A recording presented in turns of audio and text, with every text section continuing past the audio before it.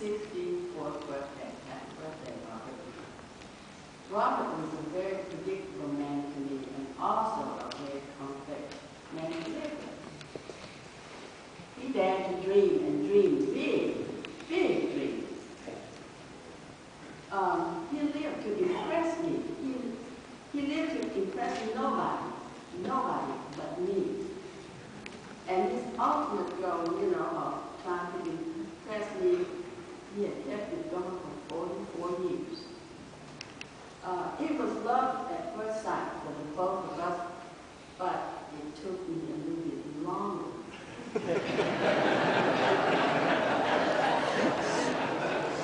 And he knew that. We first met at Gaston College in Gastonia. He didn't waste any time to ask me out. Our first date was to the May ball, which I was the May queen. But before he could escort me to the function, he told me that I had to go and break up with a girlfriend first.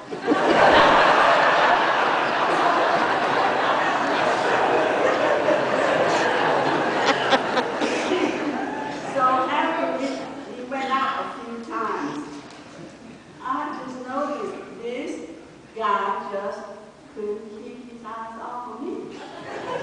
And I couldn't speak English all that well then. So I just looked at him. I said, Robert, can I ask you a question?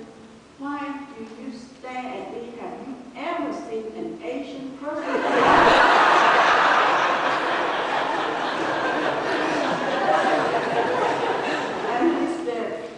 No, never. But I saw him in the movies. Okay, I said, how do you know that you like an Asian person? He said, I like what I saw. That's good enough for me. Okay, I was 21 and he was 20. I came from an old and affluent family from Bangkok, Thailand, and some of my cousins over here can attest to that. I have been around the world at least twice, have been to many countries, met so many different kinds of people before I was 16 years old.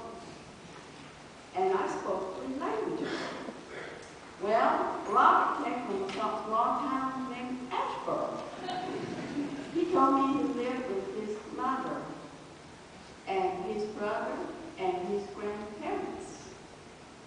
And he would go to White Lake every summer. And he rarely traveled outside the city, the county line. And I said, really? He said, there's no need to.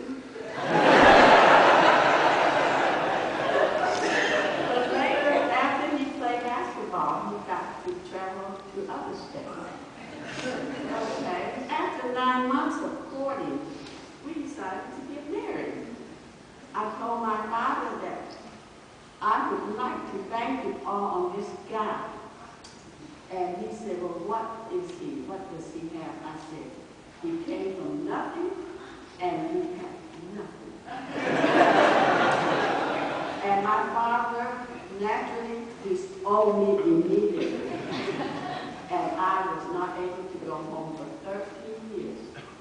So, my beloved sister wasn't sure again, so she asked me, she said, now listen, run it by me again, what did this guy have? I said, he had 3 bag-on shirts, 2 pair of khaki pants, a pair of hush pupper shoes, and he drove a 57 Chevy with the upholstery oozing out of it.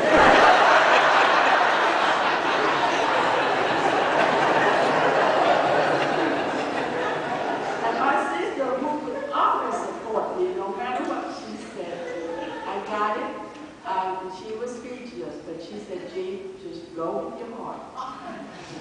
So, the rest was history. Robert promised me from that day on that he would make it up to me for all that I have given up just for him. Okay? And a few months back, we talked about how you should like to have your funeral arranged. You hear this man is a complicated man.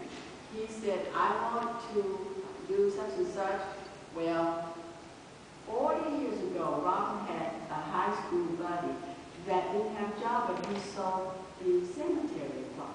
That was 40 years ago when we were kids. Robert felt bad for him, and he bought 2 plots. One for me, one for him. And it's north of Asheville in the cemetery.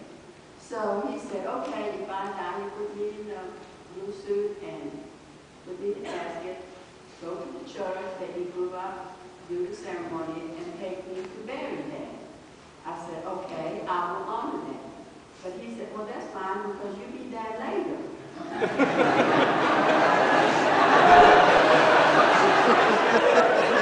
I said, that plot belongs to your family, your grandma, your mom. I don't think I will do that because I came from another culture. I would like to create. He said, well, that's okay. I want to be with you. I said, Robert, you're going to be in the casket, I'm going to be in the urn, and we don't jive. So I said, and another thing, just because you want to be with me, it doesn't mean that I asked you to be. I haven't said anything. So he said, and he said, you just do what you want to, as long as I'm with you.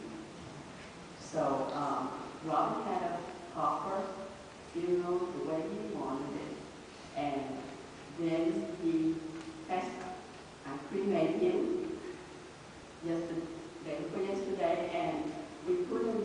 Jasmine went and picked out a wooden box with a seagull and everything, and I told Jasmine his will be at Grandma's house.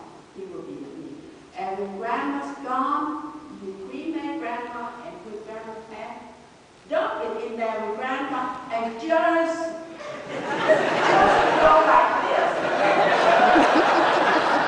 And then take us to the river and let us go again. And she said, Grandma, you don't fish. Grandma like to fish. I said, he'd be fishing, I'll be sitting on the bank. So that's compromising.